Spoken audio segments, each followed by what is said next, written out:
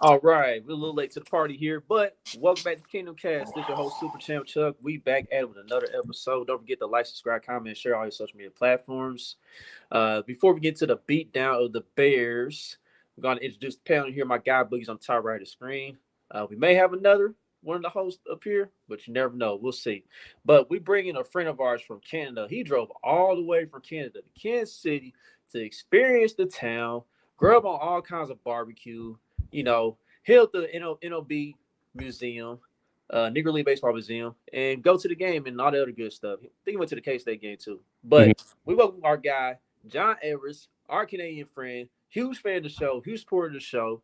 How you doing, sir? Good. How are you guys? I'm great, man. Can't complain.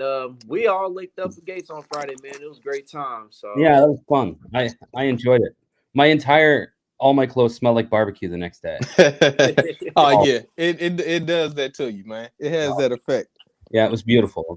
I was like, I should sell this as like a cologne or something like that. Well, we got to get right into the biggest question of the episode then, right? Yeah. What's your favorite barbecue? Gates. Gates is it.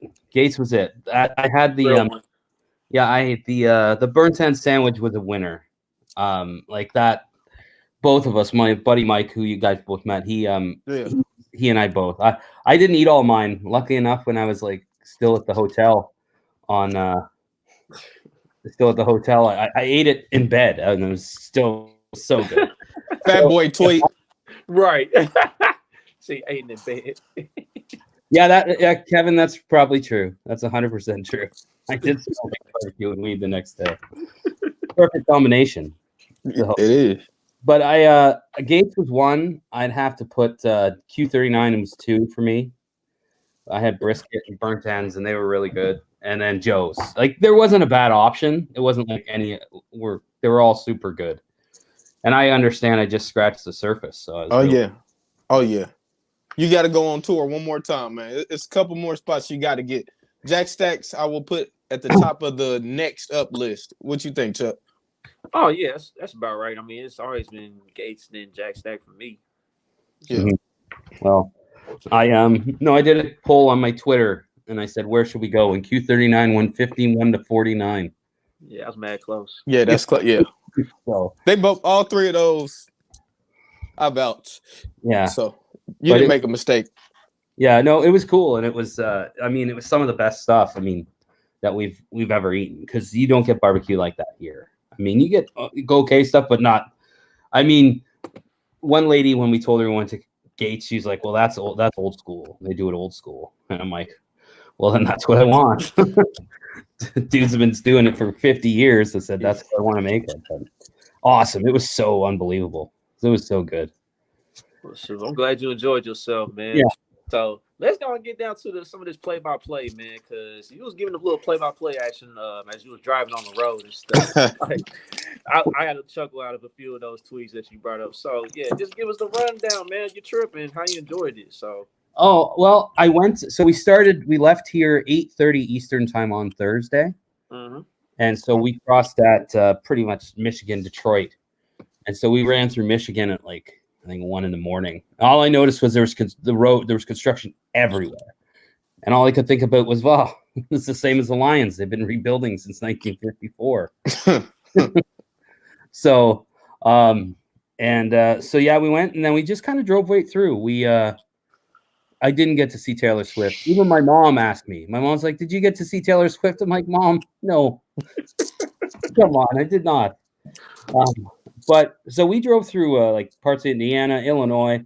As soon as you got outside of Chicago, Illinois was as flat as my ass. It was, it was like there's nothing there, and it reminded me of Saskatchewan up in Canada. It's really flat. But once we crossed over into Missouri and we crossed the Mississippi, that's when the trip was like, "Oh, here we are," and it was great. And the first place I actually made sure we were going to go was the Arrowhead Pro Shop. At Arrowhead. So I put in my GPS from Collingwood to Arrowhead Stadium. So it took us about, with stops, like 16 hours, but it was a pretty good drive. It wasn't, my buddy, he did most of the driving. He was not a problem. So he liked driving. So he was cool. And what's up, Arrowhead Chief Podcast? So, so it was awesome going in, and when we went to Arrowhead the first time and I saw it, I was just like, you know, my heart kind of skipped a beat. I couldn't believe it. I was like, oh my God, I'm here. Like, I can't believe we're here. We're going to go to this place. So that was something special. I almost started crying. I was like, you know, just seeing the whole thing. And then after that, we went to Joe's to get some grub. That was good. And then that night, we met you guys at Gates. And we stayed at the country club on the plaza. That's where Kylie recommended. So thank you, Kylie. Shout out Kylie. For that. She really helped. She helped with the trip. I'm gonna mail her those ketchup chips that we never got delivered. But no, and then we went to Gates, and that was fun. It was cool meeting you, Boogie, and Chuck, and Brian, and yeah, it was awesome. It was cool just hanging out and talking boxing and football and bullshit. And it was, it was nice. And then we went back and just kind of watched a bit of college football. Got up the next day, and that's when we went to the Negro League Museum, and it was cool to go to 18th and Vine because you hear about it, and you see that it's like, oh, there's some history here. But that museum was so cool. I am one of those people who loves baseball history, and learning more about the Negro League Museum and be able to ask like Bob Kendrick, like if Josh Gibson never died. No. She didn't make it. Hey, y'all get on Kylie when next episode when she on here too, man. Give her a hard time for me, please. Yeah, we on her head Thursday. She owed me a shot and she owed Kingdom Cast a shot whenever we see her. So straight up. But anywho. Kylie wasn't able to make the game, unfortunately. But we went and then it was just super cool. Like to hear the stories about Josh Gibson and Satchel Paige and all those great players and see the Geddy Lee exhibit. Geddy Lee, the lead singer of Rush. The Canadian band has he donated all these autographed baseballs and like just bought them and donated them because he's a huge baseball fan. So and then after that went to Q39 and then we went back for a nap and then Kansas State, which was an experience, which was a cool experience. We didn't tailgate there much because we were just like I think we were both exhausted, but it was so much fun. Like, I've never been to a college football game. We had nothing like that in Canada. And, I mean, they won I forget the TJ Giddens, the running back, had like 300 yards. It was ridiculous. But it was a nice spot. And, like, most of Kansas is flat, too. Like, it's super flat. Definitely. And when we went into to Manhattan, it was like secluded. It was all this, like, it was. We've expected, it's flat. We'll see the stadium from the highway, but you had to go kind of in this hilly area, and then it all kind of opened up. It was actually a really nice spot. It seemed like a really nice college town, and the game was great. And we talked to a few people in there who were from Kansas State alums, and I mean everybody we would talk to, no matter it's the hotel, the Uber drivers, even a couple of the ladies at Gates, they took a shine to us. When she heard we're from Canada and that we wanted seconds, I think that they were impressed.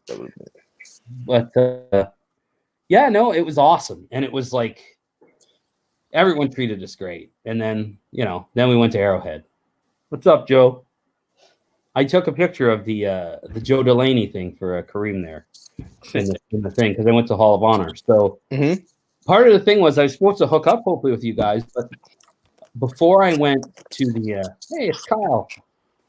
Before I went to the game, like on Saturday the 16th, I rolled my ankle. Stepped down the stairs, rolled it because I'm clumsy as hell. Oh, God. Yeah, it was hurting like bad. But by the time I got to Thursday, it was okay. You was literally day to day? Yeah, I was day to day. No, I wasn't day to day. I was going to play. Come on. And then as we were going to meet you, Boogie, I rolled it again at the stadium. Yeah, and so I rolled again. My buddy Mike gave me a look like, you sorry, son of a bitch. Like, come on, what are we doing here? So I kind of was like, all right, we got to go back to the car. I got to get my tensor bandage, pop some pills. I don't think we're going to meet you, unfortunately. But we went back and I wrapped it. I was like, okay, we're going to do this.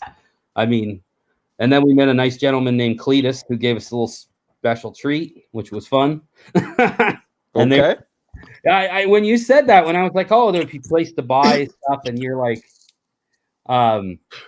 yeah, exactly. I'm like Pat Mahomes, but not at all. I'm the Pat Mahomes to walking to my seat in 343. But when you said that, you were like, oh, you pay? You don't have to pay. Like they were giving out everything. Like, oh yeah, we donated. There was this one group that did the ski shot. They have like a ski and they put 4 shots in it. It's like some kind of moonshine. Ooh. Some lady had a shirt that said "I love Chris Jones" in that Kansas City D, and she was making what do you call it? Jello shots and pudding shots. Oh man. And Yeah. so I had those, and they were giving out free stuff. A couple Bears fans. Actually, I'll say I met a ton of nice Bears fans. It was a lot of Bears games. Oh, yeah, they was Bear fans at this game. Yeah, Yeah. it was. Yeah, they was cool. And a couple of the boys gave us some tacos, which were killer. And just we kind of dove in, and then it was amazing. It was so good.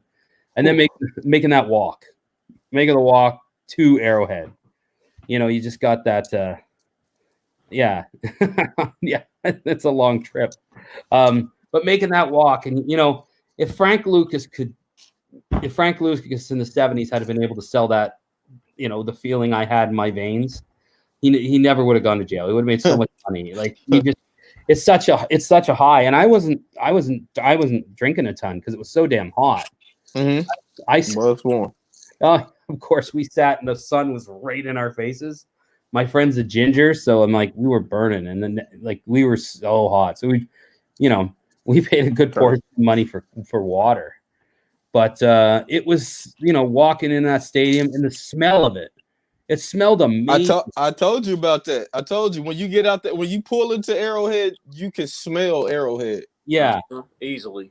And even just like walking inside in the concourse, you could smell it. Like there's so many different places to eat. And we were like, this place smells amazing. But the Hall of Honor was super awesome. Mm-hmm. And getting you get my picture taken with the Super Bowl trophies was cool. So I'm excited about that. And no, it was just, I can't even describe it. It was so awesome. It was so amazing, the whole trip. And the city really, like, I got a great vibe from the city. Like, it just seems like a really cool place to be, a place that, a lot of people are going to. And I see why. Like, you have so many great restaurants, there's great culture, there's great, everything. And I mean, we just scratched the surface. But I know that anywhere we went, no matter who it was, how they spoke, how they looked, they loved us. As soon as we told them they were from Canada, they were like how the hell, like, really? And they wanted to talk, and people were super nice. There was this one lady, and we had a couple of drinks, and we were talking to these two ladies. And my buddy, in his own way, pardon the language here, he's like, I bet you Travis Kelce is a dick like a fence post. And this lady said, without missing a beat, I sure want to find out. I'm like, I bet you do. But oh man, the actual game was incredible. Like, Mahomes made some amazing throws. I saw him throw a touchdown pass to Kelce. Mm-hmm. I whooped on the Bears, and I have two good friends who are Bears fans, so that's great ammunition for me. But no, it was amazing. It was an unbelievable trip. I couldn't have asked for anything better. Well, hopefully you come back next year. I'm coming back. I'm good Okay. for sure going to come back. I'm not. It's going to be sooner than never. That's for certain. I'm gonna come back. Like I even tried to. I think my wife might even be in on the next trip because she does not like football, no football, care about football, but she loves food. And I said I miss like 10 barbecue joints, some chicken places, some Mexican places. She's like, I might want to go for the food. We got some other type of food too. You bring your lady. I got some other little spots for y'all too. Yeah, like I love you. it. I love experiencing the food. I think we tried to experience the city as much as we could. Mm-hmm. Like we would go into the, I think that was one of our goals. Was like, yeah, we're going for the football game, but that's part of experiencing the city. But like, I wanted to experience the city. I want to try barbecue. I want to go to the Negro League Museum, those kind of things. What we could jam in there because it was come back for banner night. We'll see. But it was amazing. And it was a great city. And I've always kind of had a connection through the Chiefs and a few other things. Like my wife's uncle used to coach the Kansas City Scouts, the former Kansas City NHL team. Mm-hmm. So, and, always, like people from Kansas City. And it's just, so I've always had, plus the Chiefs, of course. But it, like, that connection's deeper. Like, I just fell in love with it. It was such a good place. But anyway, yeah. That game, though, it was a beautiful game. Congratulations, Chuck. You won one. Good for you. You silly. Yeah, got the first dub of 2023. Yeah. Okay, well, not the first dub, but I mean it's technically the third dub, but the first dub of the 2023 season. Yeah. It sounded like you had a better time than the Bears on the field. Oh, geez. Yeah. Because we were in, as I like to say, Jordan Love's mom seats, we were surrounded by Bears fans. And they were happy for 7 minutes. 7 minutes of that game. We were sitting next to this guy, and he says to his sons, he's like, we're here for the game, and it's a game we're going to win. And I wanted to turn around and say, what game are you going to? Because you're not going to win this game. Don't lie to your kids like that, man. Come on, man. There's no way. And we sat next to a guy what do you call him? Sat next to a guy named I don't know his name, but he's from South Dakota, and he was a Bears fan. And it was like 7 minutes in, he just lost it. He was just like, come on. And you fell for him. Like, I mean, as you know, Chuck, but I'm a Leafs fan, and we haven't won anything since 67. So I know it, and I know, and obviously Chiefs fans, we know futility. Like, we've been there. And I'm like, I remember that. 2011, 2010, it was just like, yeah, without gut. But they it was horrible, just horrible football all the way around. I don't know what they're gonna do. I have no idea. I don't know what their plan is because whatever they're doing now ain't working. Yeah, it's a full reset, man. It's a full reset. But it's another reset. Like they're in the middle of a reset. Right. The Bears fans I sat next to, they just look lifeless, dog. And then I walked by the same way. I was like, look, man, can only go up from here, man. Hang in there. We've been through it. We've been there, bro. So just hang in there. It was, I mean, there was no animosity. Like, I have nothing against the Bears. I actually like the Bears as an organization. But I just felt bad because, like, I said to the guy, I said, did you guys Chicago up Justin Fields? He's like, I think we did. I mean, just there's somebody picked them to go 12-5, and I'm like, they're almost off on that. Like, thank Lord. Playing the Broncos. I mean, oh man, that's gonna be a horrific game. The Broncos are ready for the glue factory. Man, they are horrible, and I love it. Don't get me wrong, I love it. Like, I love it. Forget it. Like, I love it, but just terrible. I definitely think even with I give Ty on Twitter, I give him a hard time because he said Justin Fields is the same as Jalen Hurts, just with better weapons. And I'm like, you tripping. But I will say, I can't even blame this on Justin Fields, man. Like, this just was like, they just wasn't on their level. They shouldn't even been on the field with them, man. The coaching was horrible. Nobody could get open. I think it was Baldy. Baldy. Yeah. Man, they was all over them, man. Like, Chiefs defense, my boy Ish on Twitter, I don't even know if he's watching this, but I was wrong, man. This is a top 10 defense. I've seen enough. This is a top 10 defense. Already. You convinced already? I'm convinced. Yeah, I'm convinced. I've been telling anybody who would listen about our defense, and what I saw was we were drafting young, fast, and physical players on defense. Everybody on that defense pretty much is young, fast, and physical. And like when we had Hitchens, he was good, but he wasn't fast. Like, and with the secondary and just building this arsenal, and I think we have 3 All-Pros on the defense. And I don't know, like Jones, Bolton, and my guy Trent McDuffie. Trent McDuffie is the absolute, like, oh my goodness. Like, people say we don't draft star players and whatever, but that dude's an All-Pro. That dude, that he made a couple plays on the run, another forced fumble. Like, he's always on the ball. John, I thought he was gonna be cool. This man has been saying he was gonna be that All-Pro type player since last year. So I give him credit.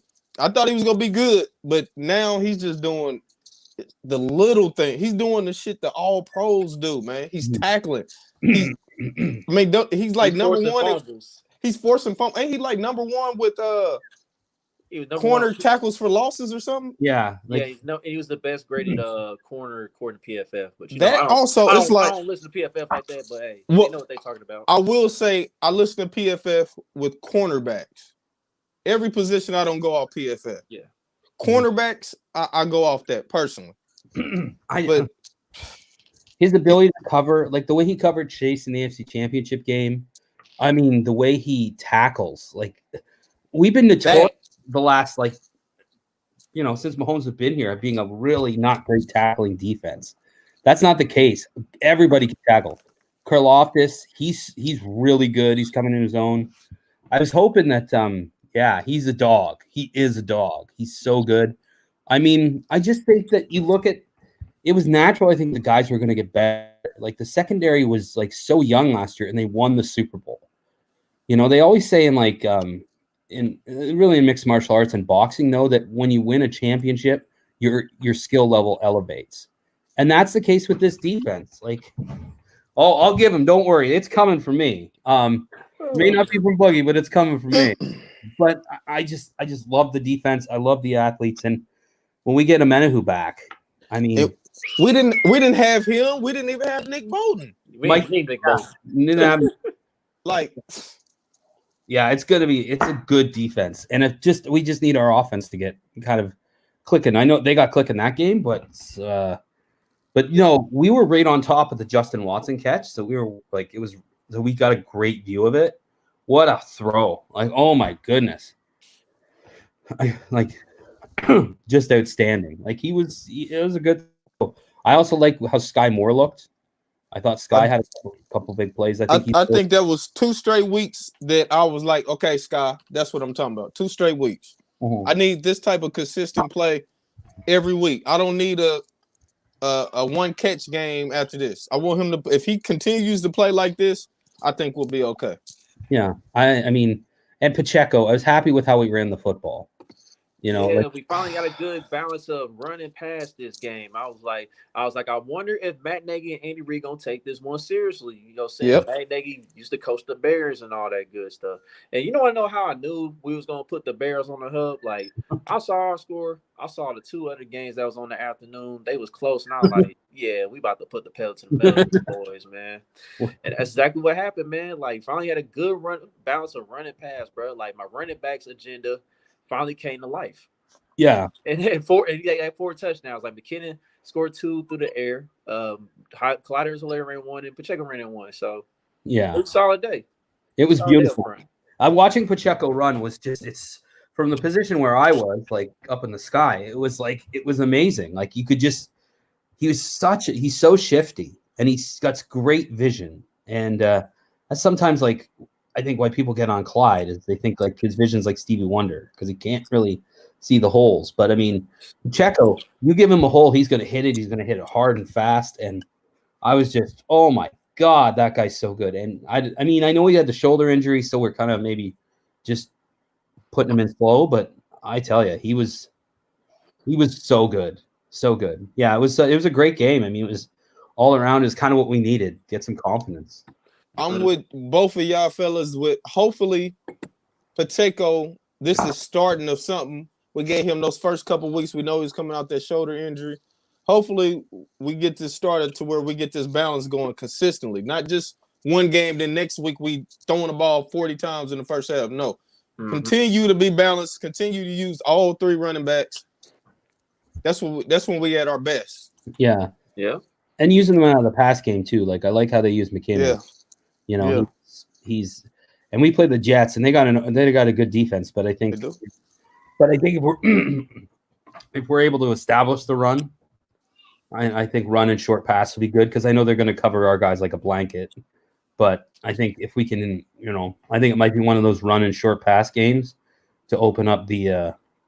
But I mean, they haven't been as great this year. I mean, Dallas kind of lit them up, and I mean, Patriots scored 15 points, which for the Patriots might as well be 40. So, but they were really good. Like they were they're a good defense, but I don't know. I think our guys will get it going. But I will say, Kareem, you hopped in the comments. I will say this, and I know Chuck is not going to agree with this, but I will say right now, I completely understand why Justin Ross is not getting snaps and Justin Watson is. Right now, you cannot deny Justin Watson is the best deep threat on the Chiefs, and he got chemistry with Mahomes. Yeah. And he's coming through. It's not like last year I felt like it was a couple times throughout the season was like, okay, Mahomes, it's other people there. Why are you just throwing to him? I feel like he's getting open. We're not just forcing it to him. When we have thrown him the ball, he has came through. and it's been big plays. We haven't really had big plays. We kind of got screwed this week on a big deep play. The Got MVS. screwed Oh on my that. gosh, bro! Like that was ridiculous, man. Like they called that illegal formation so late. That's when they started picking on Jawan Taylor again. Like the stuff the league is doing, Jawan Taylor is ridiculous. Like It nobody is. paid attention to this dude in Jacksonville and how he lined up. But now that he's on the Super Bowl champion team or Super Bowl contending team, and now that Chris Collinsworth complained and bitched, all of a sudden it's an issue, bro. Like Lane Johnson, we seen Lane Johnson line up the same way. We seen Trent Williams do it. We seen all these other teams line up similarly, and there was no outrage. Like it's crazy. Fellas, I seen a story, but I was not able to verify it, that Andy Reid sent them out there to purposely do that. Not Jawan, but our backup. Right. And they did not call it. Was that a true story? Who was the link to that story? I mean, I listen. I mean, I think I believe it, bro. Like, I actually retweeted the story.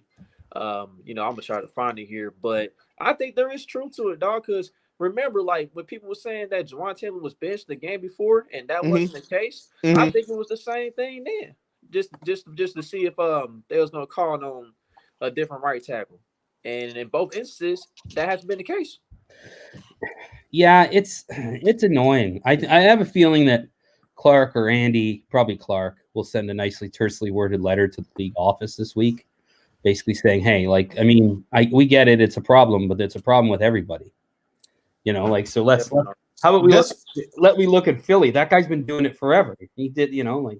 And the thing, Andy Reid does not get critical of the refs like that. For him to double down on it after he had a day to get his emotions together, he doubled down on that.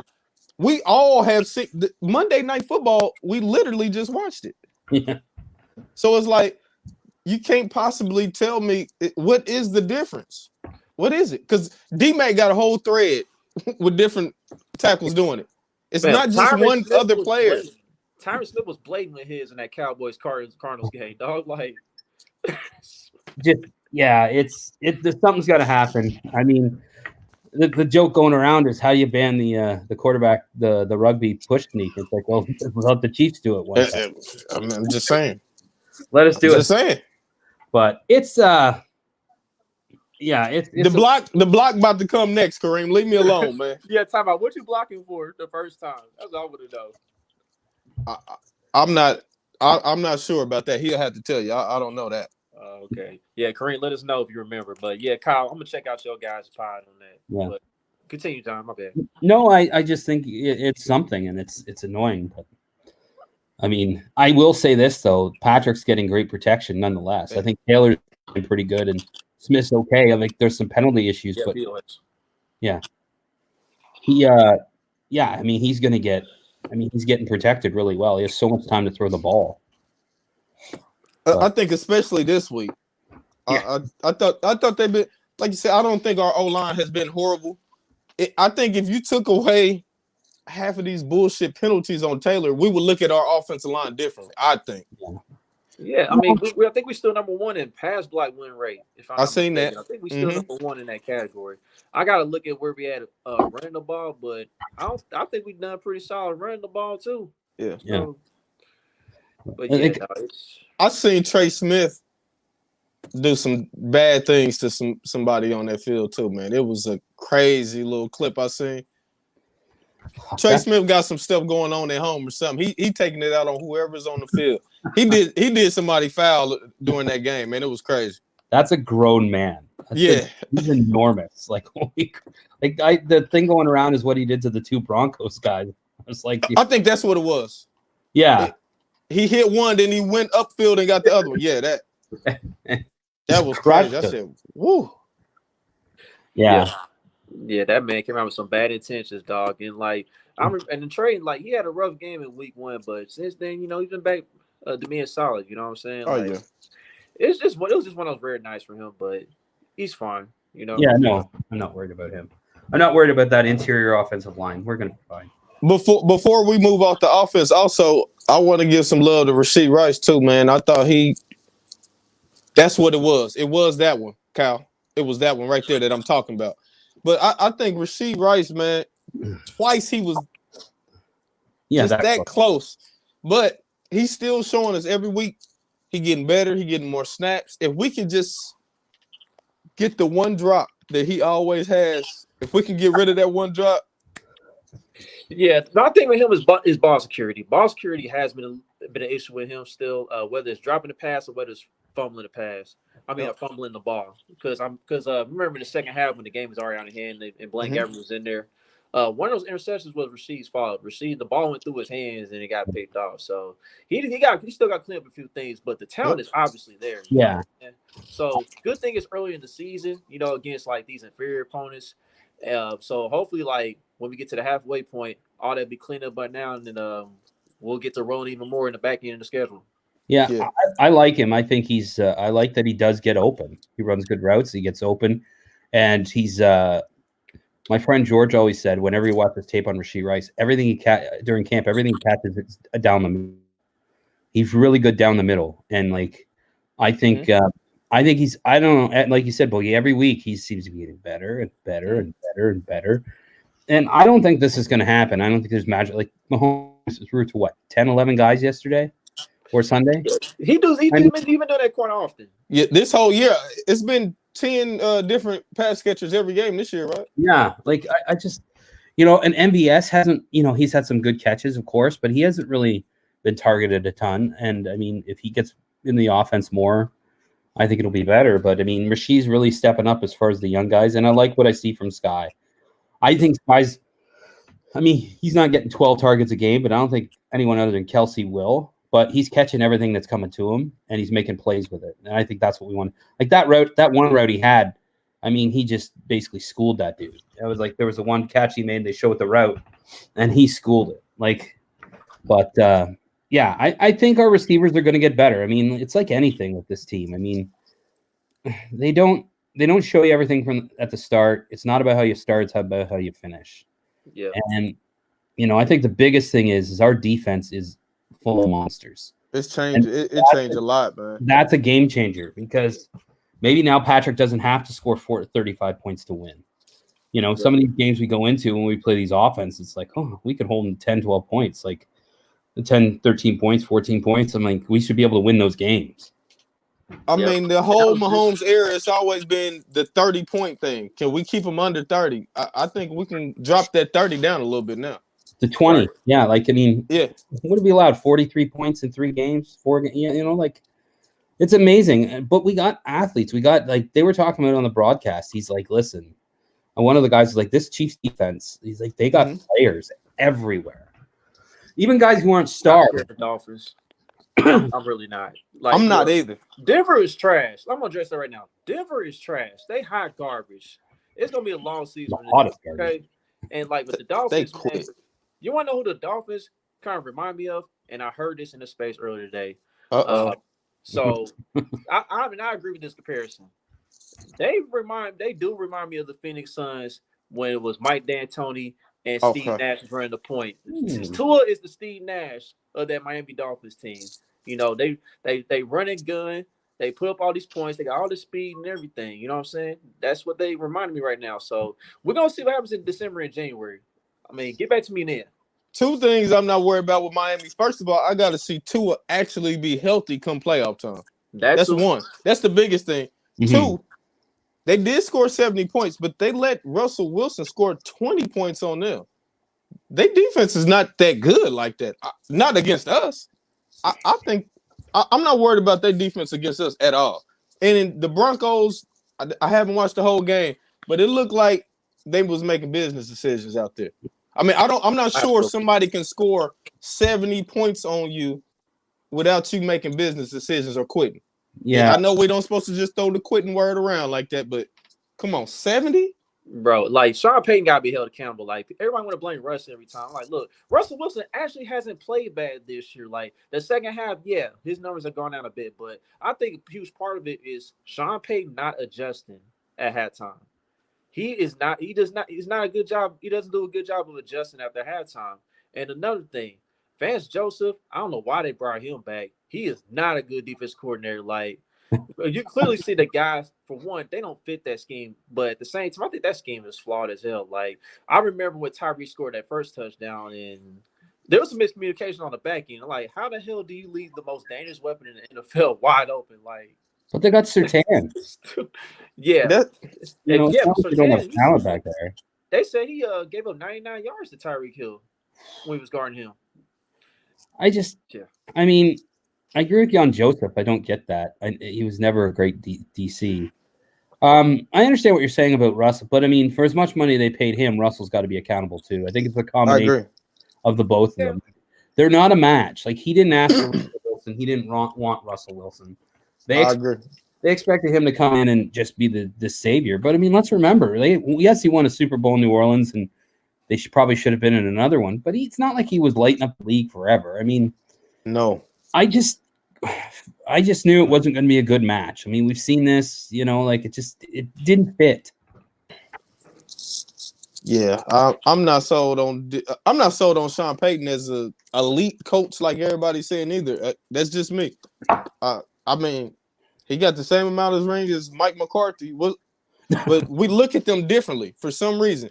Sean Payton is a guru, but Mike McCarthy he lived off Aaron Rodgers, but we don't say that for Sean Payton. And besides that 1 year, the Saints didn't make the playoffs a lot of years in his tenure. So It's not like every year it wasn't like that. But I mean, but you see it. You could tell, like, Wilson's just he's just a kind he's of a shell of himself now, man. But he wasn't great the last couple of years in Seattle. I mean, he had Metcalf and he had Lockett, and he was not good. Like, when they wanted to let Russ cook, I mean, he burned the friggin' breakfast. Like, that was not good. Don't let Russ cook anymore. Let somebody else cook. I mean, I just think that they paid too much, and they set the organization back years, like with the draft picks and the money. It's just, they're so over the cap. It's ridiculous. It's just a train wreck. And don't get me wrong, I'm happy to see it. Like, I love it. I love a good dumpster fire in the AFC West as long as it's not us. And good luck ever seeing playoff Frank Clark in Denver. Good luck ever seeing that. He didn't even play last week either, did he? No. Well, not this week. Yeah. Come on, man. Go ahead. I know what they want to do. Go ahead and cut Frank Clark about week 8, week 9, right before the trade deadline. Come back home, man. Come get this ring with us. All we need you on third downs, every other third. Come on, man. Come get this ring. Come back home, man. Mm-hmm. Yeah. Do you think that they're going to the Chiefs will make a pitch for a proven, like not a proven, but a veteran wide receiver?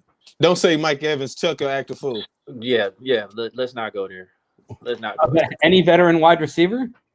If there is somebody available, I mean, I wouldn't mind T. Higgins coming here, but nah, they ain't gonna be T. Higgins.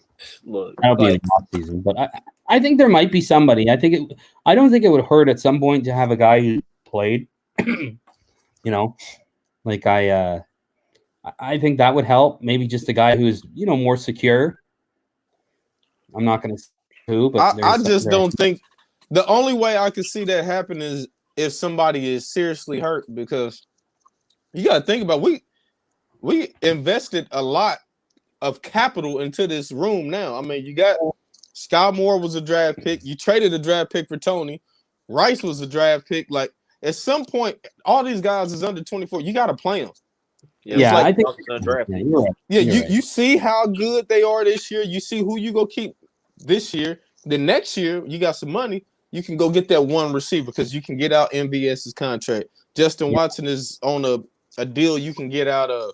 You can get out, and you can just add one bona fide type of receiver, and you got your whole room full. So I don't think if we was gonna do that, we should have got D-Hop. I don't think there's any receiver that's better that we could have got at that price than D-Hop. He seems happy in Tennessee. I mean, he's soft as baby shit. That's what's wrong with him. He's soft as baby shit. Man, that's where me and him. This where me and Chuck. I'm not. These are Chuck's thoughts and his thoughts only. Get away from me. That dude is the king of garbage time. Look, I'm sorry. I'm gonna say this right now. I know y'all gonna look at me crazy, but this dude wore LeBron's high school jersey, and the caption on Twitter—that's what it was. Somebody damn it! came up with the caption and said, "What's Mike Evans gonna do? put up garbage time numbers with when they 20 down, and that's exactly what happened last night. They was down by 20 points, and that's when Mike Evans finally got off. I'm like, dude, get the F out of here, bro. You was already dropping passes during the game, dog. Don't come with this garbage time crap like you usually do. That dude is literally the king of garbage time, bro. Keep him Not when he plays us. Like, he kills us every time we play him. Like, every time he destroys. I don't know about every time. Like, most of the time. Yeah, there's games here and there, but I like him. I think, he's a stable guy who can catch the ball, who's a veteran. Like, I don't think they're going to trade for him, of course, but I don't mind him as a player. I think he's a good player.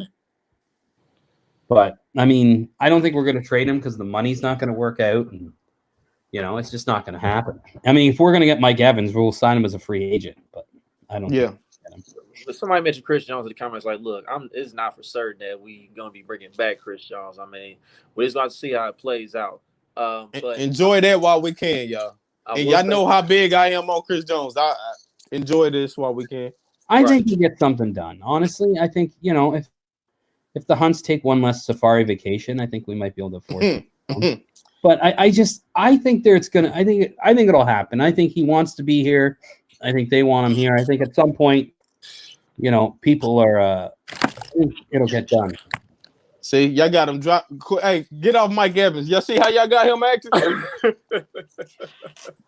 I mean, no, I don't want no soft ass wide receivers here. No, I'm good. I'm good on fantasy football wide receiver Mike Evans. He's better in fantasy football than in his real life. Sorry.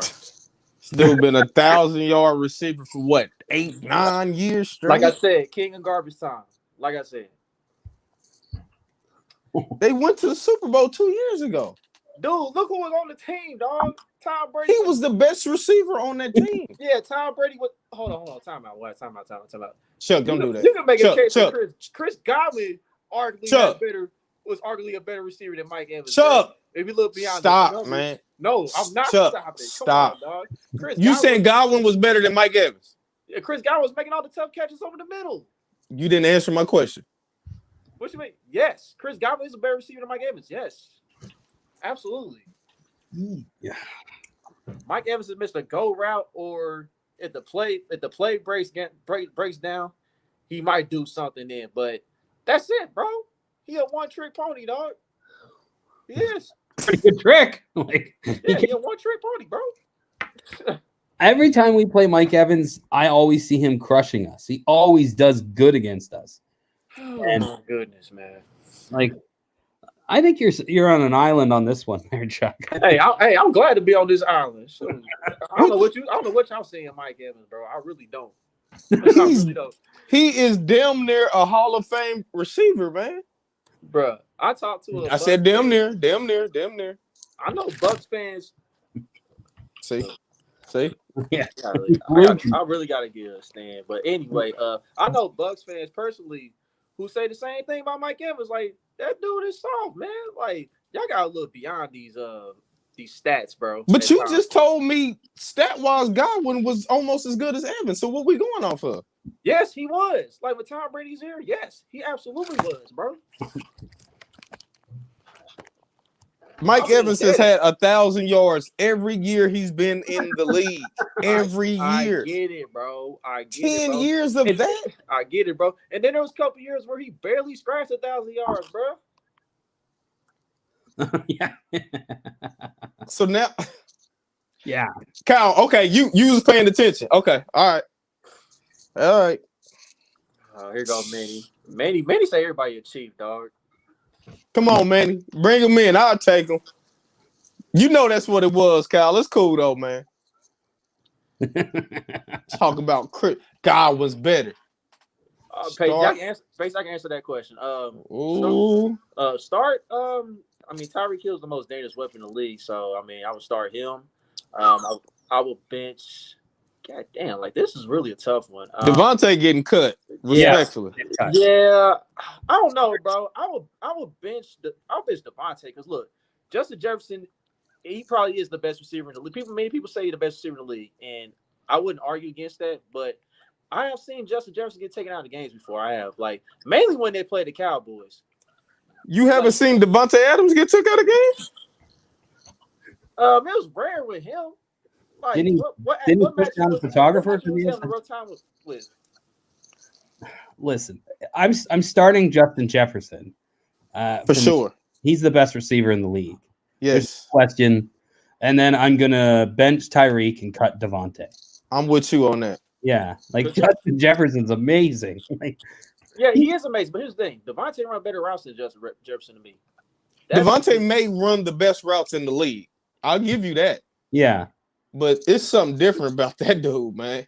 That catch he made in Buffalo, like, it's just like, what? How did he make that? Like, he makes all the catches, and he does it with Kirk Cousins as his quarterback. That is the biggest difference. You know, it's more than that's one the biggest difference, man. What? He talking about Mike Evans, talking about one Bucks fan. It's more than he needs more people, man. Yeah. But Justin Jefferson, I see that guy, I'm like, oh my goodness. Makes so many good catches, makes every catch. And that's nothing against the other guys. They're all great receivers. But like I said, Mr. Garbage Time. But anyway. Now I hope we pull this trade off. Look, that's what every wide receiver, bro. But I see specifically Justin Jefferson, man. I seen Trayvon Diggs just have that man in a hell cell, bro. Every time they matched up. Well, everybody's gonna have somebody. Yeah. But right now I don't really know. I guess because Tyreek, I don't want to take nothing away from Tyreek. I love Tyreek, man. You know how I felt about him. I've definitely got both of them over Adams. Yeah. I can't put nobody over Justin Jefferson right now. Like, if you just told me off the eye test, I got to be Justin Jefferson. Got to be. If there's one receiver I'd want to add to the Chiefs, it's Justin Jefferson. Just because him with Mahomes would be absolutely unreal. It would be unfair. It'd be better than him and Rick. I would welcome it. I don't mind it. I'm just saying, like, this is not the down Justin Jefferson or anything. Yeah. You know all three of them are great. It's a reason it's a tough question. Right. Yeah. It's a very tough question. But at the end of the day, like, I mean, Tyreek Hill, he rounds his routes at times, but he has gotten better running routes. It's just that Tyreek is so damn explosive when he gets the ball. Like, the dude can literally take it 80 yards on one play, more so than the other two. So that's why I gotta have him at 2. Just because of what you just said. That's exactly why I had to bench him. Like, he's just if Tyreek got 2,000 yards this year, who would be surprised? Nobody. I wouldn't. Yeah. He's the most unique receiver in the league because of his speed. He is Mr. Garbage Time. Just a different sport. Kevin, stall us out, man. Why you do us like that, man? Come on, man. Listen, like, you can say that he was a key part of the Super Bowl, but dog, look who was throwing him the ball, bro. That's all I'm saying. Who cares? Who was throwing him the ball, bro? Mike Evans is one of the best receivers Tom Brady ever threw to, bro. You crazy? On paper. No. What do you mean on paper? I'm just saying, bro. He got 1,000 yards from Jameis Winston. I mean, he had Randy Moss. What other receiver you putting over Mike Evans? Listen, Julian Edelman ran better. Oh no! All right, man. You saying they better? You saying Julian Edelman's better than Mike Evans? As an overall receiver, yes. Mike Evans is a better deep threat. Yes. I would give Mike Evans as a better deep threat. Yes. But overall receiver, bro, as far as like hands, route running, ability to take hits. Julian Edelman led the league in drops, dude. Bro, Mike Evans' hands ain't like that either. He's up there in drops too every year. What's up? Julian Edelman is better than. I'm talking about simply route running, be able to take hits over the middle. Just as a receiver. On third down, he's more reliable, bro. Like, look, Mike Evans more reliable than Julian Edelman was on third down. How many 1,000-yard seasons did Julian Edelman got? See, you go by stats again, bro. You said stats. I'm talking about ability to come through in the clutch when you need to, bro. Mike Evans, that whole Super Bowl run, Mike Evans wasn't clutch in the playoffs. I'm not saying that, bro. I'm saying Julian Edelman did it way more times than he did, bro. That's all I'm saying, bro. Julian Edelman is more clutch than half the receivers right now, but he's not better than them. No, I don't think he's better than Mike Evans. And I'm the same guy to say Julian Edelman should be a Hall of Famer. Me. I don't think he should be a Hall of Famer, but I will argue he should. And I'm still saying he's not better than Mike Evans. Hell no. oh my God, you want me to answer this question so bad, Ross? Ross, look, I would take. Look, listen, Chuck, do not. No, Ross. I'm taking Mike Evans over Juju. All right. I'll give you that. You happy about that? Stroke. Please do not. Don't get him no more Mike Evans or this player, because I don't know what's wrong with Chuck today, man. I'm blaming John. I'm blaming John. This is your fault, John. This is your fault, man. Now, on paper. Come on, Cal, man. What? Come on, man. Which was BS, bro. He was never washed, bro. Like, him and Belichick pretty much got tired of each other at that point, dog. Like, Belichick's ego wanted him to prove himself that he can win without Tom Brady. You see how that's going. Chuck, give me another receiver from the Patriots or somebody that Tom Brady played with that's better than Mike Evans. So you said Julian Edelman. So Wes Welker too? Yeah, I would definitely take Wes Welker. I would. I definitely would. I'm not playing, bro. I would. John, hey man, this it, man. This it. Enjoy this while you can, man. We can't have you back on here no more. You got him acting up, man. Wes Welker and Julian Edelman is better than Mike Evans. Yeah, Philip Gaines, Manny. Philip Gaines. Manny, you don't want that pack, bro. No, you don't. You don't want that. Leave that alone, man. Listen, I would even take Chris Hogan. No, I'm playing. I'm playing. Now I'm playing. Now I'm playing on that one. See, I was about to get y'all that. See, I got y'all. Oh man. I'll tell you though, any Patriots fan who walks in with a LeBron jersey, yeah, Chris Hogan's better than Edelman. What are you talking about? Oh, I did see that. Hey, listen, I don't agree with that. No, I think he was good. I mean, look, like that's not a bad comparison, really. Cause I mean, look, Eli and Flacco, when they got to the playoffs, they all of a sudden became hot. They became different quarterbacks for whatever reason, bro. Like, it was crazy. Julian Edelman is like number 2 all time in like receiving playoff stats. Yeah, like he was clutch. He was doing it for a while. But I get what you're saying with that comparison. Eli and Flacco, they was clutch. I get that. We could take that. Paul, I need some help, man.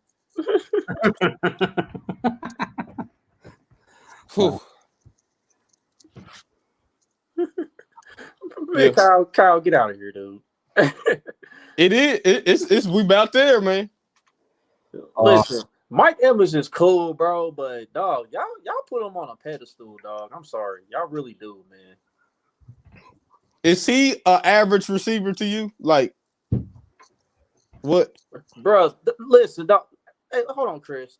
The Hall of Fame guys have guys that are voting on that have no business voting in the Hall of Fame, bro. That's always been the case, Chuck. I know. I'm just saying though. Like he put that point up on the screen just to make his point. You know what I'm saying? Like the Hall of Fame don't make no sense at times, bro. Like Sterling Sharp was one of the best receivers we've ever seen play the game.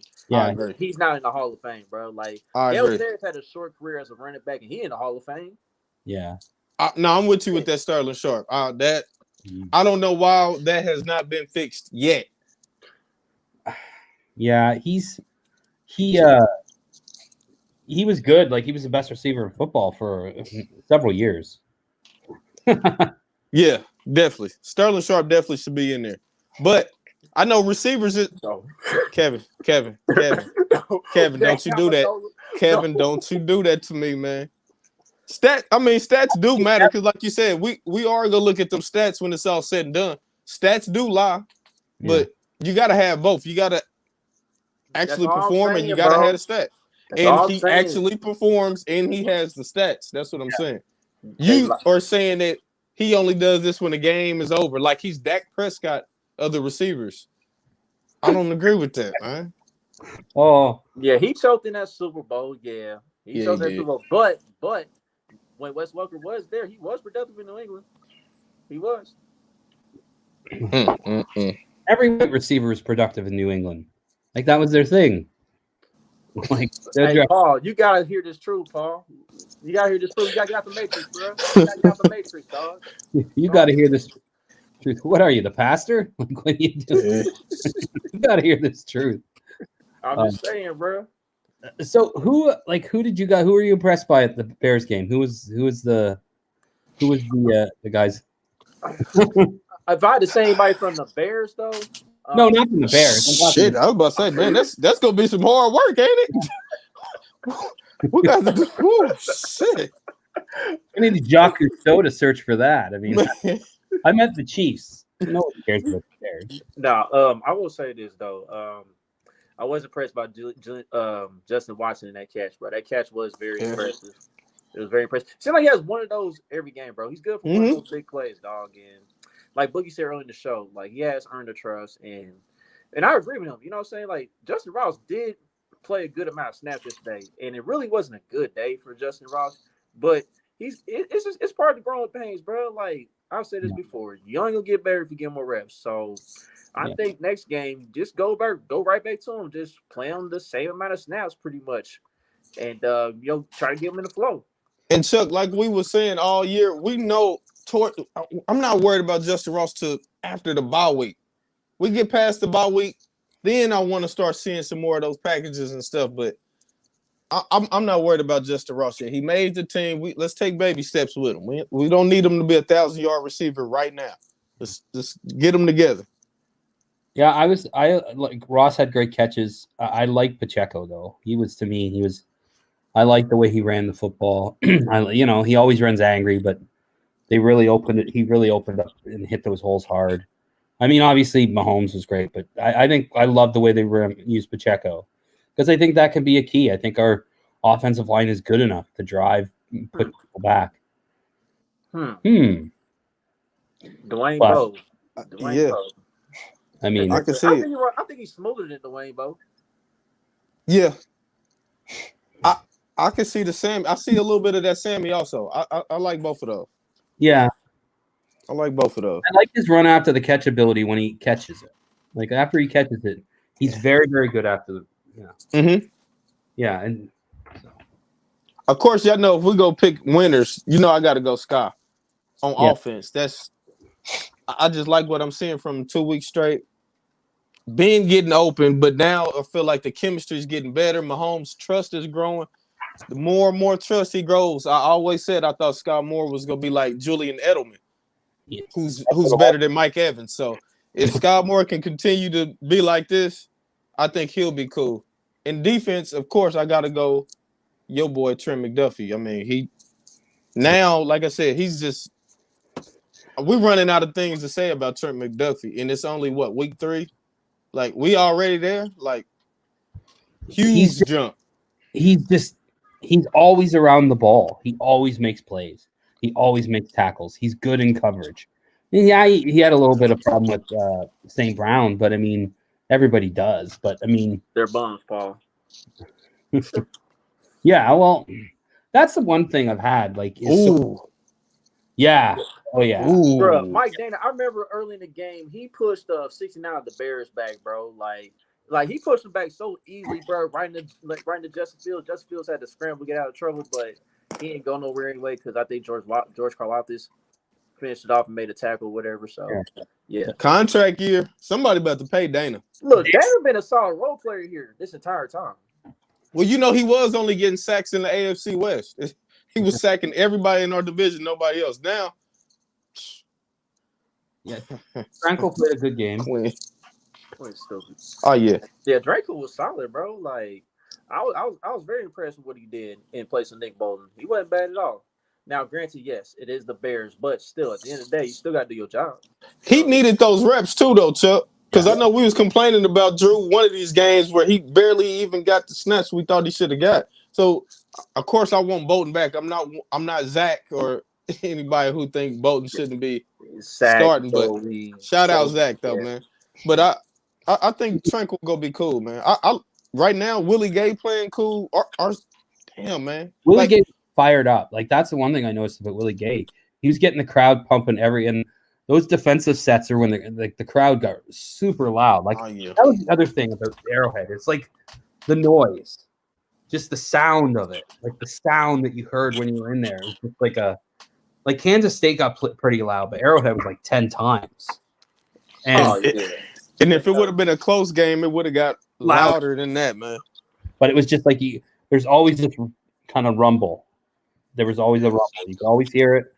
But Willie Gay was getting fired up, and I thought Willie Gay was like, there hasn't really been many bad games from guys on our defense. I mean, everyone got on Justin Reed for a bit, but he made that tip that got that interception. Oh, of course, Paul. Of course, man. Like, yeah, obviously, bro. But Magic Man had this question though. The greatest postseason run from a quarterback ever. So I mean, you can't argue what Joe Montana did. I was about to go there. Yeah, it's gonna be hard to go against Montana. He didn't throw no picks. Yeah, threw all them touchdowns. Like, beat some great teams. Mm-hmm. I mean, Tom Brady had a run. You know, Flacco really did. I was about to say Flacco. He definitely had a run to where I was like, "Damn, man, who is that dude?" Yeah, he beat New England and Denver all in the same year. Yeah, he beat Brady and Peyton. That's crazy. Yep, and then he came back on the Niners. Yeah, I ain't gonna lie. We might have to take Flacco just because he beat 2 of the top 4 quarterbacks ever just to get there. He had and he didn't throw no picks. I might have to go there. I might have to go Flacco. Yeah, he had a really good run. I mean, I don't discount Mahomes' run. I mean, the run he had, I think it's. So wait, is Drew on a 1-year deal? I mean, how many years is that? Okay. I think they will move on from Willie than Drew. So I will have to say Drew. Yeah. Willie's health is kind of an issue. I mean, I like Willie. He's a hype man. You know what I'm saying? Like his streak is like so obvious. Like when he screams, you know it's obviously him. You know what I'm saying? Like he got that signature shriek or whatever. You're like hype or whatever. But as much as I like Willie's ability to make plays and over the field, he has a hard time staying healthy, man. So I just think it's a numbers game. I mean, I think I think it's kind of similar to like Callan Saunders. I mean, it's just he's going to get money at somewhere else that's more than the Chiefs will want to pay him, and I think Willie's going to get that kind of money. I'd love to see Willie come back because I think his speed brings a lot with his speed. But yeah, that's a tough one. But I think Willie's younger, and I think he'll get more money from another team than we're willing to pay. Plus, we have Chenal, who's kind of ready to step into his role. Yeah, I definitely think Willie Gay will get paid by one of these teams that's trying to take that next step. Yeah, I'm with you, Paul. I'll be surprised if we keep him. He's just gonna get more money. He got his rings. He's young. Go get your bag, man. I won't even blame him. And I think Drew is ready right now. We can give him another year. I'll be cool with that. Yeah, you definitely block. Speaking of that Philip James pack, that's Kareem. Yeah, he's on that tonight. No, I agree. I think like if I'm a team like Chicago who has 0 defensive players, I mean, a guy like Willie Gay with Edmonds there, I mean, that's a good combo. That's a good combo linebacking tandem, and so I think he's going to get paid, and it's too bad. Yeah. But you want to know something else I was pretty impressed by. I mean, just a few things that stood out to me watching the game. Joshua Williams, he actually had a solid game himself. He did. Yeah, like especially when Justin Fields was trying to test him deep, like he was right there on the receivers. Mm-hmm. Yeah, I thought he played well. Yeah, he definitely played well. Oh, we forgot the biggest winner. Got to be Kelsey, right? Yeah. I mean, obviously, like I'm good thing I was at the game instead of watching it on TV because the commentators made sure that Travis Kelce was the big winner. So, and I'll say this: if a certain name wasn't in the building, Swifties, baby, my prediction would have been right as far as Rashee Rice leading the team receiving yards. But he did lead the group in receiving yards as far as wide receivers. So, I mean, that should count, right? Chuck, you and Taylor Swift have bad blood now? I knew you was going to go there, dog. Listen, it's not Taylor Swift. Taylor Swift is innocent. You know what I'm saying? I don't mind her being at the game. You know what I'm saying? She got invited to come to the game. I don't mind her being in attendance. You know what I'm saying? Like everybody knows how her popularity. She's the biggest pop star. That's what everybody says. She's the biggest pop star in the world right now. It's just that the issue I have is the media. The media is going overkill on this, bro. Like I've seen all kinds of news tweets. I've seen Ian Rappaport go outside the box. And I ain't seen this dude go outside the box in a very long time, other than him talking about football. Like the last time he went outside the box and he didn't talk football was when he was at the Jay-Z concert at Barclays a few years ago. That's the only other time I remember Ian Rappaport going outside the box, other than him talking football. How long does this fling last? The over and under is set at week 10. Will we take the under or are we taking the over? Country. Show right. Ooh, boy. We taking the under on the breakup week 10 or the over? I'm taking the over. Ooh, wait. Yeah. They the Beehive, Kyle. They the Beehive. Oh man, they worse.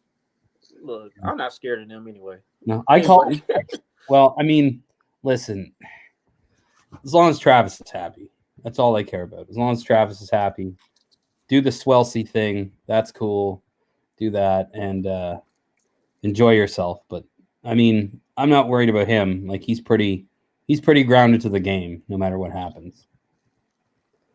Yeah, Kelsey got some game. He know what to do. We need her out of here by playoffs, Kelsey. Respectfully. Playoff start. I don't want to hear nothing about a Swiftie. Get her ass out of here, man. I'm just gonna say this, dog. Like this so-called dating or so-called relationship is fake as hell. Look, I mean, even people I know from the Chiefs said this stuff is fake. You know, like at the end of the day, we know what this is about, man. Travis Kelce. This is a play for him to open up even more doors post-football. That's what this is all about, bro. Oh, the door just got kicked down, man. Yeah, how many more doors can you have open? The door it's wide open now, man. Yeah, bro. That's what this is all about, man. Like I know the play. That guy can walk in. He's gonna get a broadcasting job the moment he walks off the field. He's got Hollywood offers.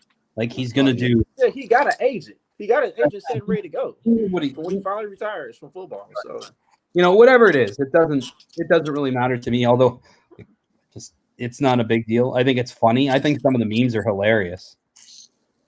Taylor Swift, this dating thing is definitely a bigger distraction than Chris Jones holding in. Close. Like we thought that was something. I don't know, John. I don't know, bro, and I personally don't care. You know what I'm saying? Shout out to her in her career, but I don't listen to Taylor Swift's music. Like I know a few songs. I know she got a few hits. You know what I'm saying? I done heard her stuff in public get played all over stores such as Target and Walmart and all that. So, but I'm not a Taylor Swiftie or a Swiftie. So Team Swifties, man. Well, they're wild, but no, yeah. Oh, okay, Kareem. He better have, respectfully. Let's hope. But no, I mean, but anyway, I had the best weekend ever. Like that was the best weekend. You can't get back. Oh, I know. And let me tell y'all something. After the game, dog, let me tell you this. So many people found out where Taylor Swift's suite was. They was lined up to see her walk out of her suite, but I think she got escorted privately. I don't know if I can confirm that or not, but yeah, it was ridiculous. I walked past all that, bro. I said, this is crazy. But yeah. Nice. It was something. Everybody was talking about it. At least she was wearing the right colors. That's all that matters, right? Paul, let me tell you something, dog. I had to hurry up and get my tickets when they announced Taylor Swift because the price hike was real when that announcement was made on Twitter, dog. I swore the prices went up on the secondary market when she made that announcement, bro. Like, it's crazy. Yeah, a lot of views, bro. That's crazy. Yeah, there was a lot. Like, she brings a lot of eyeballs. I mean, she'll be like people. I see some of these people were like, she'll make him famous. And like, I told my wife, you know who Travis Kelce is? She's like, no idea. And she's like, I think didn't he host SNL? I'm like, yeah, but she doesn't care about football. She could care less about football. But like, of course, she's probably heard me mention him. But like, it's not like he's not a star. He won the Super Bowl and hosted SNL, but she's like a mega star. So she's it's not even close. She's going to increase the popularity and probably increase the popularity of the Chiefs too. So that's going to happen. I think they said his jersey sales went up like 700% or something, Yeah. or 400. Them numbers is off, whatever they is. It's more than 100%. Yeah, it's like I think it was like 400% or something like that. Okay, and then somebody in the quote who just said, "How come his jersey sales like that when he was with Kayla?" I said, "Bro, don't ask stupid questions." Come on, man. Really? Kayla is fine as hell. Oh. Of course, she look better than Taylor Swift, without a doubt. But dude, Taylor Swift's net worth is 700 million. To the doggone ceiling. And Kayla's she worth more than right Beyonce, here, man. Like, come on, we're not even gonna do that, man. Like, no, like why you asking stupid questions? But anyway, I mean, but Kayla she's stunning. Like she's a stunning woman. So good for Travis. It sounds like he's having fun. Yeah, we all team fun. Oh my God. There you go. There you go. There you go. No comment. They still let him in here? Yeah, he's still here, dog. Oh. But anywho, man, yeah, great dub by the Chiefs, man. They did what they were supposed to do as expected. No surprises there. And shout out to my guy Kevin Holmes, man. I ran into him at the tailgate or whatever. So, okay. Salute to him. It was great seeing him, or whatever. But I didn't see him put a bag over his head, but I did see a random Bears fan put a bag over his head. And it's like, man. Oh, it was so bad. It was depressing. It kind of felt it kind of felt like you were watching somebody get assaulted, and they just like watching these Bears fans watch Mahomes just kill him. And at one point, the guy Mahomes made that pass to Watson, and the guy just like, and he got up and left and went back to nothing else to see, man. And nothing else to see. He's just like, and I was like, thanks for your trade for Money Mitch. Appreciate that. Oh, right. That still don't make no damn sense. You traded up one spot for him when there was Deshaun Watson and Patrick Mahomes on the board. We don't nasty work. Who barely played in college. He only started 1 year in college, I believe. I mean, it's amazing when you think that Brett Veach was the guy who, when he was Mahomes was his freshman or sophomore, told Andy Reid, "We need to draft this kid. He's the best I've ever seen." And I think Sean Payton said. He was on what's his name? One of the shows, and he was talking about. I seen that. I know what you're talking about. I can't. Yeah, Colin, whatever his name is. There you go. And he said he was like, we rated him the best, and they were going to take him, but then Andy jumped ahead, and he was like, he's going to the Chiefs because he saw it. But like, I don't know how you can look at those three quarterbacks from a football perspective and say, you know what, we're going to go with the white guy. Like, I mean, like how can get it? Especially how Watson was in college. Like, I wanted Watson before I even knew about Mahomes. Yeah. I wanted Watson. So I don't know how he just leapfrogged both of them like that. That was. But Chicago's like, I have a buddy of mine's a good Bears fan, and you look at the history of their quarterbacks. Oh, like Jay Cutler's the best guy they've ever had next to Jim McMahon. You know. Yeah, go check that out. Go check that out tomorrow, y'all. Red Kingdom Focus Space on Twitter. Ross doing his thing. I think he just got started doing that. So yeah, go check that out if you're interested in that. So for those who are on Twitter. Let's see here. Bears versus Broncos. What's the over/under points? I haven't checked that. I'm sure it's really low. I'm taking the under early. Well, both defenses suck though. So what? I mean, like, nobody can throw a pass, but nobody can stop one either. Like, I mean, so what are they going to do? I'm surprised that isn't the Amazon game. Like, remember, I'm surprised they didn't make that the Thursday nighter. The way they've had. Please no. I think they should. I mean, everybody watch. Like, how many people watch NASCAR for the car crashes? I think that's what you're going to watch for that game. It's right. Just a train wreck everywhere, a dumpster fire. Mm-hmm. Yeah. But before we go ahead and go to this final subject of the night, got a few shout outs for milestones. Patrick Mahomes, fastest in NFL history to get the 25,000 passing yards. He continues to be the standard in the NFL as far as quarterbacks. So great to pat on that. And Andy Reid passed Tom Landry for fourth all-time in career wins. So shout out to Big Red. He continues to do his thing. He continues to win. So, but yeah, let's go ahead and touch on our Fox 4 appearance, man. Me, Boogie, and Country, we got on Fox 4 for the Red Friday show. Mainly want to shout out Carrington Harrison and Brittany Krugel. Those two helped make that happen. So big shout out to them. It was a great experience, man. It was great to at least be back on Fox 4. I was on there before, but I was more so happy for Boogie and Country, man, because that was their first time getting to display they football knowledge and they talent on display. And I watched it back numerous times when I got back to the crib, and man, they did a hell of a job. So very proud of them guys. I'm very proud of everybody, man. Thank you. Yeah, that was crazy, man. I still can't believe it. I still go back and look at it because I can't believe it. But yeah, man, it was dope. Shout out Carrington, shout out Brittany. That was dope, man. Appreciate it. I was nervous as hell. I felt like Game 7. I felt like LeBron, man. I didn't want to choke, man. So I think I did all right, man. Yeah, but yeah, shout out to everybody who tuned in for that though, man. I saw y'all post and everything, so yeah, appreciate that. Yeah, Kareem, it's on our Twitter page, bro. About your city. There's some really attractive people in that city. Really attractive, like oh yeah, every like really attractive women in that city. Every second woman I saw, I was like, Jesus, like, and it's it was amazing. It was unbelievable. Like, loved it. We got some all right ones. He said, "All right." Nah, yeah, we definitely got some for sure.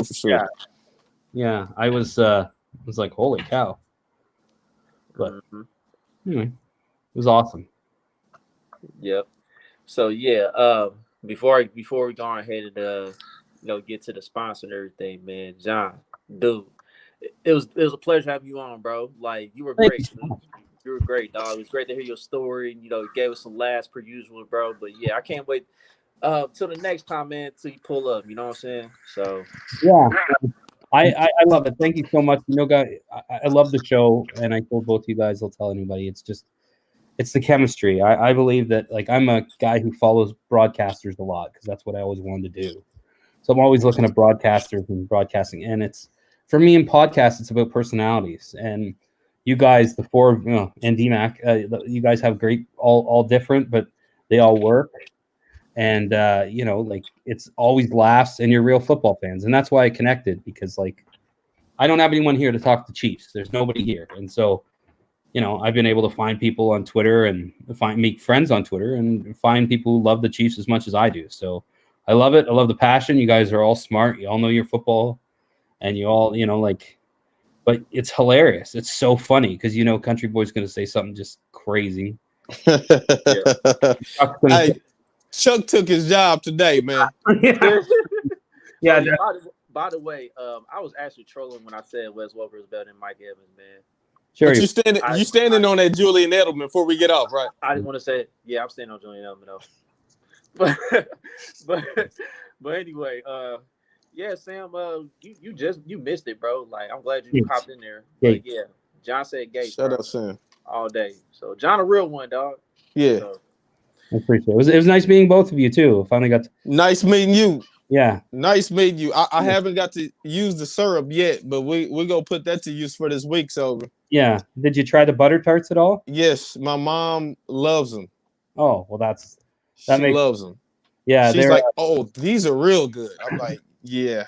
They're a delicacy, Mom. They're a delicacy. Canadian delicacy. They're so good. They're the cure for what ails you every time. But yeah, try the syrup. Like Mike said, you can put it in coffee, put it on oatmeal, put it in anywhere, and it's awesome. Yeah, I ain't really had a chance to mess with the butter tarts or the syrup, man. I've been mad busy these past few days, but I'm gonna get to it, bro. Like, yeah, I mean, I made sure the butter tart is still fresh, so I'm gonna get to it, man. Yeah. So let's go and get to the sponsor real quick, and then we'll do a quick wrap up of the week in NFL. We get up out of here. So that's good. All right, so today from the good people at Homage, buy one get 1 30% off NFL apparel. That's still a little special going on right now. The starter jackets are back. I can't believe I don't have a post for that, but yeah, those are back. Those are still popping. You got the NFL Team Essentials collection. You still got your pop culture. Still got the crew necks, and then your typical go-to collection. And I'm gonna see if there's anything else on here. They got shirts now with called Flavor Town. Flavor Town tackles football. So like with us, you got the barbecue ribs. You got the KC Wolf watching the barbecue ribs, about to serve them up to folks, and you got the Chiefs with it. So since we're the capital of barbecue, it's a collab with that and the Chiefs. So be on the lookout for that shirt. And then you got the NFL throwback collection that's on here too. So all the teams, they got the little throwback helmets on there and whatnot. And then Halloween is like next month. So that's almost a month away. So they got that going, like Friday the 13th, movie Halloween, all that stuff. So yeah, man. Go and copy some gear and pay homage. And speaking of homage, Pay homage, baby. a lot of people saw our post today on Twitter. So we are doing a giveaway. The giveaway is on and popping right now. So yeah, the winner gets 2 t-shirts and the Chiefs joggers. So yeah, the Twitter post is on our Twitter page. So if you haven't retweeted yet, retweet that, follow our page, and follow homage, and you'll qualify for that prize. We'll announce the winner before Thursday's episode, before we preview the Jets game. So be on the lookout for that, man. Give yourself a chance to win that big prize, man. It's a big one, the biggest one we've done. So, all right. So let's go ahead and wrap things up here and get a touch on the National Football League this week. So, what's your overreaction, Boogie? Fuck, I hate to say it, man, because my boy's been on my ass in the group chat, but I'm starting to be worried about Jacksonville early. I'm starting to be a little worried about Jacksonville. They not putting together games that teams that go on deep playoff runs do against bad teams. They're supposed to put some of these teams away, and they not. So I thought that it was a lot of upsets this week, period. Even Baltimore lost, even though that was a trash call. So it was definitely the week of upsets. And Cowboys, again, that was another upset. And the Broncos suck. So that was my biggest takeaway. There was a lot of upsets, and Broncos suck, man. Yeah, Broncos country. Let's suck. John, Let's ride. You got an overreaction or anything from this past week?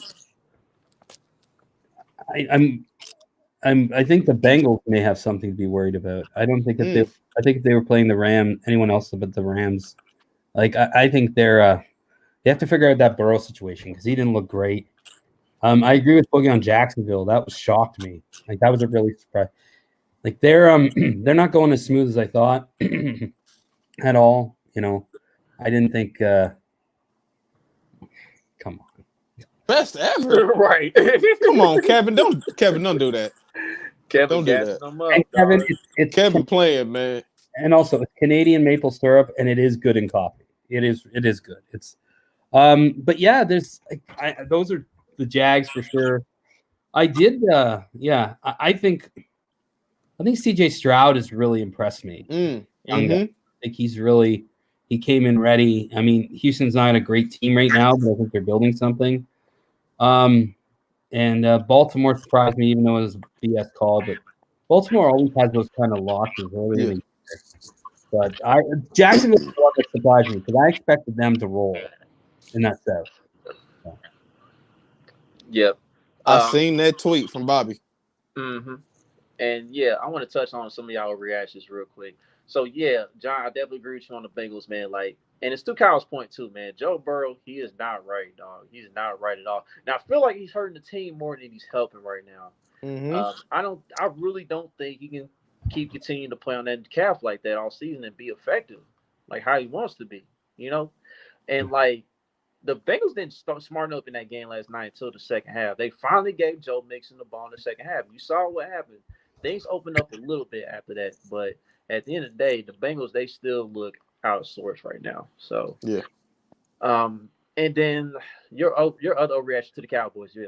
Okay, so I had a weird feeling that I was going to be eliminated from my Survivor Bowl all of a sudden because I was not thinking this, like, because us and the Cowboys, we were both double-digit favorites, right? And with us, I was confident we were going to win the game. You know what I'm saying? I wasn't sure because sometimes we be messing around with the spreads, but like I said, I saw the scores right before halftime, and I was like, yeah, we gonna put the pedal to the metal on the Bears. But I had a weird feeling about the Cowboys because if you remember, like the Cardinals, they used to be in the NFC East way back in the day, so they very familiar with the Cowboys. Now, granted, yes, it's different players now and all that, but that's just how it is with the history of the NFL. Like some matchups and rivalries and stuff, you kind of know what's gonna go on with that. So that's when I had a weird feeling about it. And as the game went on, I said, man, like I really don't think the Cardinals gonna blow this game all of a sudden like they did the previous two. So I have one more that surprised me, actually. The Green Bay Packers. That was Yeah. Like, I didn't think they'd beat New Orleans. That defense was really good, but I'm surprised. I'm really surprised with how they're playing. Like, I'm actually, not that I expected Jordan to be the worst, but, he's right. They could sneak in. We'll see. But I'm surprised with the Packers. I mean, they're playing so well right now, and they beat a good team. yep. Yeah, I was definitely was about to touch on the Saints and the Packers. The Saints. I mean, I couldn't believe they blew that game. Like like they was kind of deflated when Derek Carr got hurt, and like uh, Chris Olave, he had an opportunity to put the game away. He dropped the pass in the end zone. That killed them. And then the Saints, they kind of stopped running the ball too, man. They kept giving Packers life, and Jordan Love just turned it on the fourth quarter all of a sudden. Him and Romeo Downs is doing that thing. Yeah. So yeah, I mean that was a huge comeback by Green Bay, especially after the way they blew the game in Atlanta. You know what I'm saying? Yeah. On them the week before. So that was a good story by them. But to your point about Jacksonville, Boogie, I think part of the issue with Jacksonville is this, and I've seen it.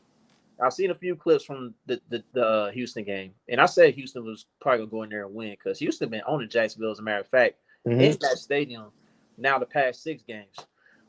Jacksonville's having a hard time with their pass rush. They not getting any pressure on the quarterback whatsoever, and it's a huge issue right now with them. And they don't blitz a lot, right? Because they try to get pressure with their front four. Mm-hmm.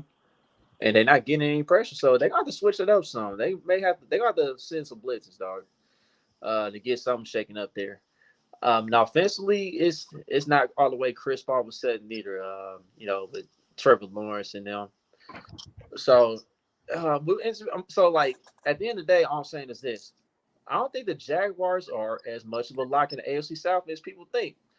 Because here's my theory on it: if Anthony Richardson could come back and learn how to protect himself, the Colts might be able to steal that division.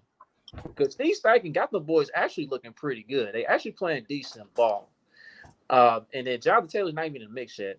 I don't know if he's even going to play for him this year, but if he does come back and play for them, then that's like an added plus. But AR just got to know how to protect himself because, dude, like, you don't need to be like Josh Allen or even hell, you don't even need to try to be like Cam Newton, bro, because clearly you can't take hits in this league. Don't do that. Yeah, bro. So just learn to protect yourself and you'll be straight, bro. Because when you're in the game, dude, like the offense is actually decent. And like Michael Pittman Jr., he's having a career year so far. He just stepped it up. So Richardson's a monster. He's such a talent. Mm-hmm. Yeah. And then Minnesota, man, it's looking like a possible fire sale soon in Minnesota. Yeah, I think they need to go ahead and just break that up, man. Like whether it's trade Justin Jefferson or whether it's trade Kirk Cousins, like they need to do something, bro. And if I'm them, like I would really want to move on for Kirk Cousins, but we'll see what they do, man. But it ain't looking good in Minnesota right now. Move on from Justin Jefferson, please. Yeah. Trade what him. What y'all need, man? Come on, Beach. He pulled that off. I won't ever say nothing to Beach. If he pulled that shit off, I will never say anything from him again. If you get Justin Jefferson, the league should just be everyone else should just forfeit. Oh, it's over. And throw they're gonna get rid of the 30-yard passes if we do that. Yeah. It's gonna be illegal. And a few more things, dog. Free Kyle Pitts, bro. I'm tired of him suffering in Atlanta.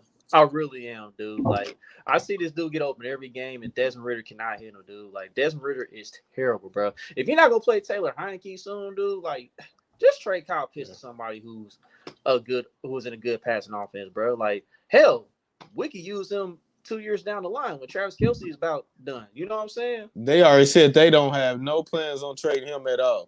But I would take him 1,000 times every time. But as my friend George said, they said the same thing about playing him too. And like, yeah, on the ball, they're not using him at all. It's weird, bro. Decoy. It's Decoy sad, season. It's sad, bro, because like I seen the week before he shook somebody so vicious, bro, and Ritter did not see him at all. Ritter did not throw the ball, Pitts waving his hands and everything, like, bro, throw the ball, bro. He didn't look at him, so yeah. It'll be a long year for you, Pitts. And somebody mentioned the Cleveland Browns too. Cleveland Browns, I think us and the Cleveland Browns got the top 2 defenses in the AFC. Yeah, by far. I like how Cleveland defense been playing. Every game I done seen them play, they flying. Their cornerbacks is physical. They putting their hands on you. Myles Garrett is self-explanatory.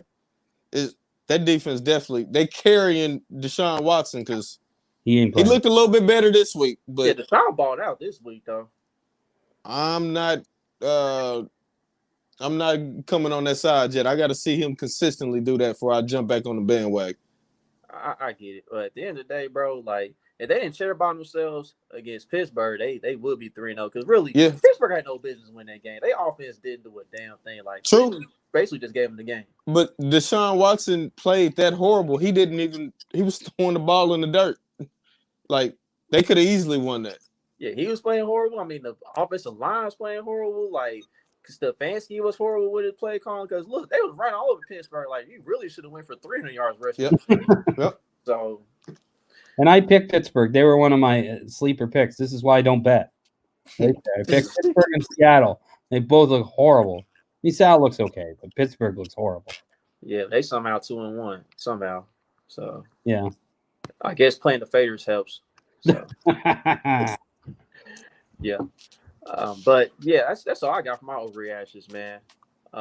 With that being said, we're gonna go ahead and end the episode, man. Don't forget to like, subscribe, comment, and share all your social media platforms. Until the next episode, it's on to the Jets. We out. Thanks for having me. Yes, sir. Appreciate it, John. Have a good one.